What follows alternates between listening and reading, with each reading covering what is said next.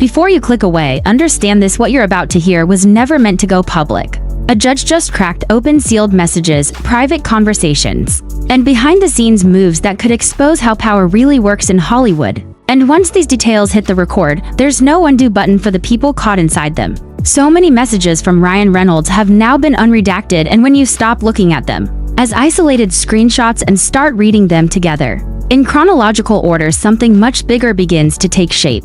Because what initially looks like concern or confusion slowly reveals a consistent pattern of involvement, pressure, and narrative shaping that goes far beyond what the public was ever meant to see. And this is why these documents matter, because they are not summaries. They are not interpretations, they are Ryan's own words written in real time, without the expectation that anyone outside a small inner circle would ever read them. And that context changes everything from the very first messages in April of 2023. The tone is already set. Ryan is not asking neutral questions. He is positioning himself as someone who understands the situation better than others, someone who tried to warn people, someone who feels justified stepping in. And even at this early stage, he is already framing one person as the problem while framing his own involvement as necessary and protective. And that framing never changes, it only intensifies as the months go on and as more people are pulled into the conversation.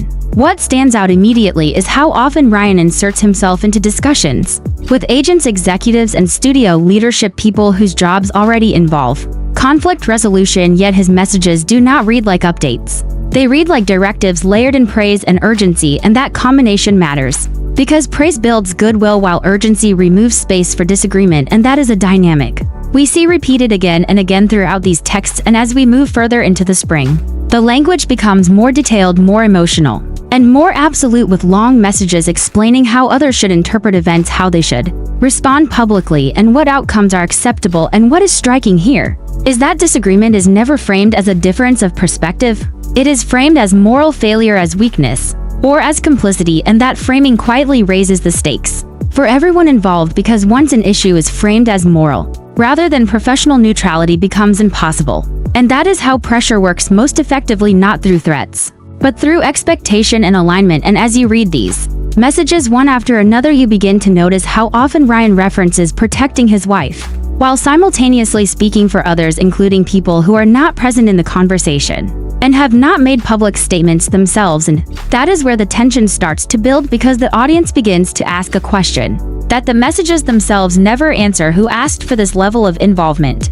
And at what point does advocacy turn into orchestration? And this is where the suspense deepens, because the further you go, the clearer it becomes that Ryan is not reacting to events, he is trying to stay ahead of them, anticipating public reaction, shaping responses, and preparing statements long before anyone else has spoken. And this matters because it reveals intent, not just emotion. And intent is what separates concern from control. And as we move into early summer, the messages expand in scope, now referencing online narratives, public perception, and the need to act quickly before things solidify. And this is a critical shift, because once public narrative becomes the focus, the goal is no longer resolution. It is dominance over the story. And that is when coordination accelerates, with multiple conversations running in parallel, agents, studios, publicists, all receiving versions of the same message, urgency, alignment, action. And the viewer at this point begins to feel the weight of it, because the volume alone suggests something more than casual involvement. And here is the loop that keeps viewers watching, because every time you think this is the peak, another message surfaces that pushes further with more intensity, more certainty, and less tolerance for hesitation. And what makes this especially compelling is that while the messages are filled with declarations of truth, they rarely reference verifiable specifics, instead relying on repetition, confidence, and moral framing to carry the argument forward. And repetition is powerful because it creates familiarity, and familiarity feels like truth. And as these messages continue, the language becomes increasingly dismissive of anyone who does not immediately align. Hesitation is mocked, alternative approaches are rejected, and compromise is treated as betrayal. And that tells us something important about how this situation was being managed behind closed doors. And this is where the audience should pause, because the story being told publicly is one of confusion and misunderstanding, while the private messages show confidence, certainty, and coordination. And those two realities cannot coexist for long. And that contradiction is what drives the rest of this story forward. And as we approach the midpoint of this timeline, the stakes are no longer just about one film or one dispute, they are about reputation, power, and control over how history will remember what happened, and that is why these unredacted messages are so significant, because they allow us to see not just what was said but how quickly the tone hardened, how rapidly involvement escalated, and how little room was left for anyone to simply disagree without consequence. And that is where part 1 ends, because from here the pressure only increases, the language becomes more aggressive, and the effort to shape the narrative moves from behind the scenes into something much more visible and much harder to walk back. As the timeline moves deeper into the summer, the messages take on a new intensity, and this is where the story begins to feel less like a disagreement and more like a coordinated campaign, because the focus shifts decisively from what happened to how it will be perceived. And that distinction is everything. Ryan is no longer just responding to events, he is anticipating them, tracking online sentiment, monitoring reactions, and repeatedly emphasizing speed, urgency, and alignment. And what becomes clear very quickly is that silence is no longer acceptable to him, not from studios, not from agents, and certainly not from cast or crew. And this is where the pressure expands outward, because people who were previously on the periphery are now being pulled into the center of the narrative, with expectations placed on them to speak, act, or align, even if they were not directly involved. And this matters because once people are asked to publicly support a version of events, they become invested in it whether they want to be or not. And that creates momentum that is difficult to stop. And as the messages continue, Ryan repeatedly references the idea that everyone already knows the truth, and that framing is critical. Because if the truth is already known, then disagreement becomes denial, and denial becomes wrongdoing, and this is how moral certainty hardens positions and removes space for nuance and compromise. And as the language sharpens, the tone becomes increasingly dismissive of alternative approaches. Suggestions to de-escalate it are rejected, advice to keep things neutral is framed as cowardice, and any attempt to slow the process is interpreted as failure to protect. And the viewer should notice how often the word now appears, how frequently timelines are emphasized, and how consistently the message is that action must happen immediately, because urgency is a powerful tool. It compresses decision-making and reduces the likelihood of pushback. And as public reaction begins to fluctuate, the frustration in the messages becomes more visible, with repeated references to online commentary, speculation, and perceived narratives forming without permission. And this is where the control issue becomes impossible to ignore, because the frustration is not simply that people are talking, it is that they are talking without coordination. And that reveals an expectation that narrative should be managed rather than debated. And as more messages surface detailing what statements should say, how they should be framed, and when they should be released, the role Ryan is playing becomes clearer. He is not just advocating, he is scripting, and scripting is an act of authorship. And authorship implies ownership of the story, and this is where the suspense deepens, because the audience begins to realize that the public version of events was always intended to be the end product of this private coordination. And that realization reframes everything that came before it, because suddenly the early messages read less like concern and more like groundwork. And as the summer progresses, the emotional language escalates. References to exhaustion, anger, and frustration appear more frequently, but they are always paired with renewed insistence on action. And that pairing is important because it signals resolve rather than doubt. And even as fatigue is expressed, there is no suggestion of stepping back or reassessing, only a doubling down on the need to push forward.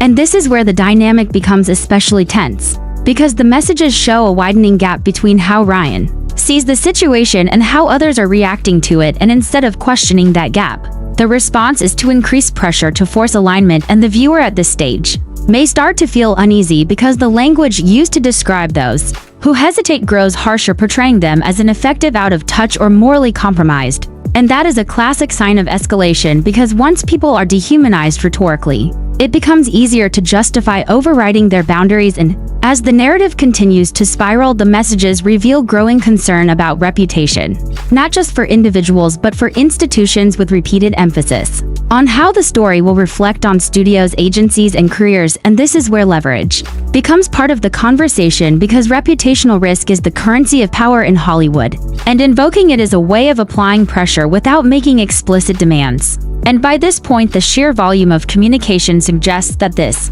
is no longer a contained issue, it is an ongoing operation, requiring constant attention, constant reinforcement, and constant messaging. And the suspense builds, because the audience can sense that this level of intensity cannot be sustained indefinitely. Something has to give, either the narrative solidifies or the coordination collapses. And as we approach the end of the segment, the messages hint at that breaking point, with frustration mounting, patience thinning, and confidence hardening into Insistence, and this is where part 2 leaves off. Because from here, the story moves into its most volatile phase, where private pressure begins to spill into public consequence. And the stakes rise higher than anyone initially anticipated either. Time the messages move into late summer, the tone has shifted yet again. And this is where the pressure transforms into something unmistakably strategic.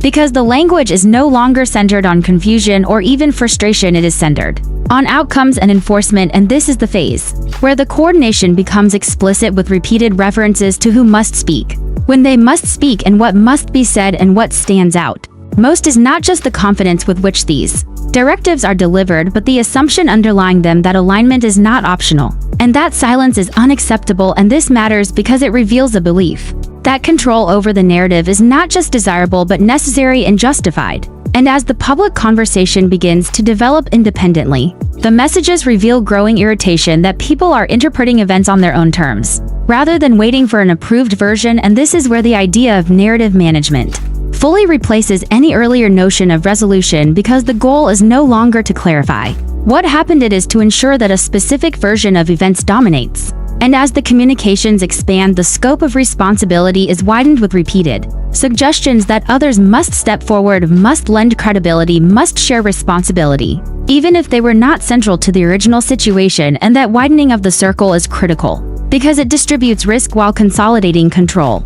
And once multiple voices repeat the same framing, it begins to feel inevitable rather than constructed, and the suspense deepens here because the audience can feel the tension between how carefully this is being orchestrated privately and how chaotic the public response remains, and that disconnect fuels escalation rather than reflection. And as more messages surface, they reveal increasing impatience with institutions that do not immediately comply, frustration with studios that hesitate, concern about agencies that attempt neutrality. And each instance of hesitation is framed as failure to protect or failure to lead. And this framing serves a purpose because it turns professional disagreement into a moral test, and once that happens, the cost of dissent rises sharply. And as the timeline progresses, the messages show mounting anxiety about exposure, about leaks, about narratives escaping containment. And this is where the language becomes most revealing, because the emphasis shifts to urgency at all costs, with repeated insistence that action must happen immediately, that statements must be coordinated, that silence will be interpreted as guilt. And this is the point at which the viewer should recognize that the operation is no longer defensive, it is proactive, seeking to stay ahead of developments rather than respond to them. And this proactive stance explains the sheer volume of communication, the repetition, the intensity, and the refusal to slow down, because slowing down would allow alternative narratives to solidify. And as this phase unfolds, the messages increasingly conflate disagreement with hostility and skepticism with bad faith.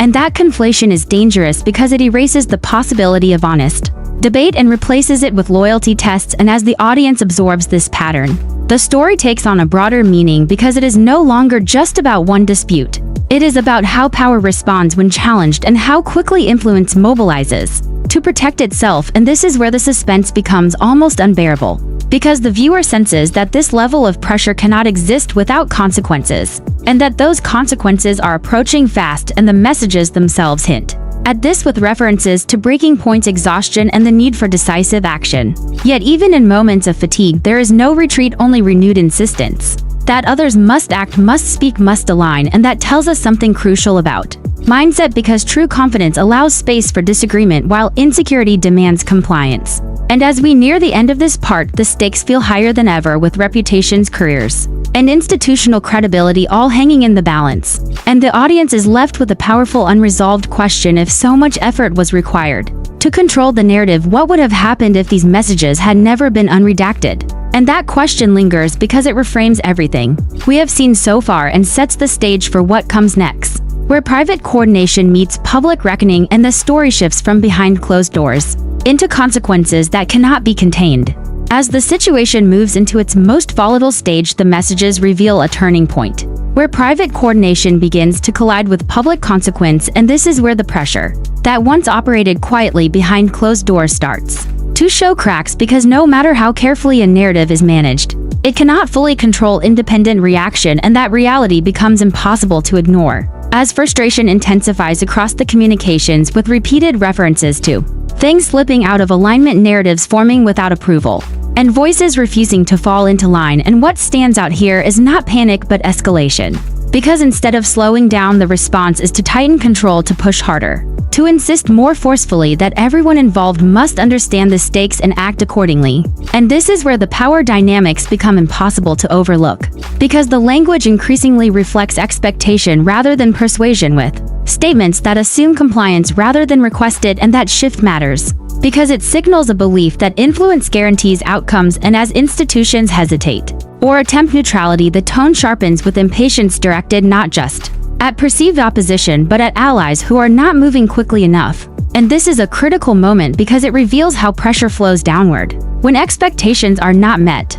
And as these messages continue, the emphasis on timing becomes relentless, with repeated insistence that statements must be released now, that alignment must happen immediately, and that delay equals damage. And urgency again plays its role, compressing judgment, narrowing options, and making dissent feel dangerous. And this is where the suspense for the audience peaks, because the coordination now feels like it is racing against something larger than itself, an uncontrollable public conversation that cannot be fully scripted. And the more that reality asserts itself, the more aggressive the internal messaging becomes, with frustration spilling into language that frames hesitation as betrayal and neutrality as complicity. And that framing serves a purpose, because it redraws the lines of loyalty, forcing people to choose sides even if they would prefer not to. And as the messages pile up, the audience begins to see how exhausting this level of control must be, because it requires constant reinforcement, constant reassurance, and constant vigilance. And yet, despite expressions of fatigue, there is still no suggestion of stepping back,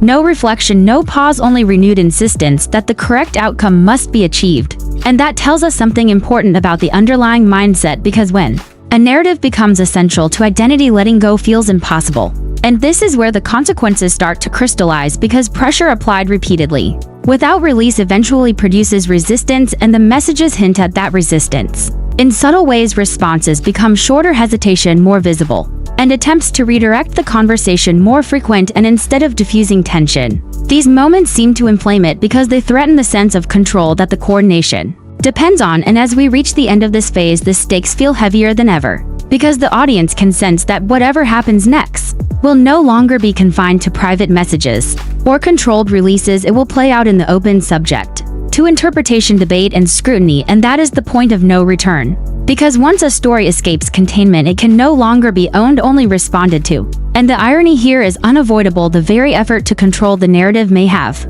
amplified attention, drawn scrutiny, and ensured that these messages, once hidden, would eventually become central to the conversation. And that realization hangs over the end of part 4, like a shadow, because it reframes everything that came before it, not as protection but as acceleration toward an outcome that could no longer be avoided. This case is no longer about rumors or spin. It's about receipts, consequences, and what happens when private messages collide with public power. Because once the court pulls back the curtain, Hollywood doesn't get to control the narrative anymore. And what comes next could permanently change reputations, careers, and alliances we thought were untouchable.